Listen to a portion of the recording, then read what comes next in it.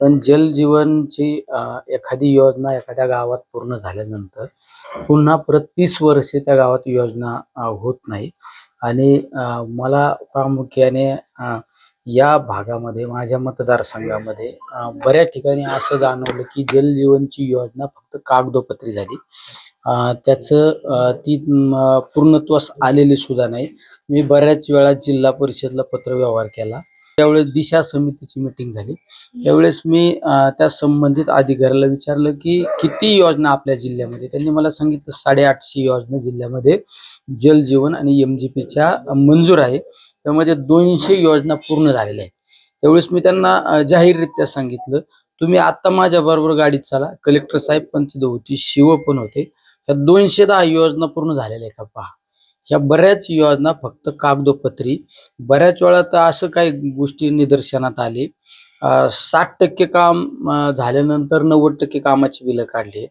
बऱ्याच ठिकाणी तुम्हाला पाईप कमीत कमी 3-3.5 फुटावर पाईप गेले पाहिजे. पण माझ्याकडे असे व्हिडिओ आहेत, पाईप फक्त 1 फुटावर सुद्धा नाही, म्हणजे हाताने उकारले तर काही पाईप सुद्धा उघड्यावर दिसतात. काही ठेकेदार लोकांना त्यांचं वर्क डन नसताना, त्यांच्याकडे कामाची तेवढी कॅपॅसिटी नसताना सुद्धा खोटे डॉक्युमेंट जोडून काही ठेकेदार लोकांना काम दिले. एखाद्या गावात योजना ती पूर्ण झाल्याशिवाय योजनेला अजून वाढीव आपल्याला मागणी करायची अशी ती मागणी सुद्धा करता येत नाही. पण परस्पर त्या वाढीव मागण्या केल्या, त्याला पैसे पण मंजूर केले. म्हणजे ही योजना हा मोठा स्कॅम्प आहे. सरकारमध्ये ही नाराजी आहे. सरकारच्या एका बड्या नेत्याचं एका पत्रकाराशी खाजगी चर्चा आहे. आमचं सरकार सत्तेत आले, बहुमतात आले, पण आमचं सरकार हे शापित आहे.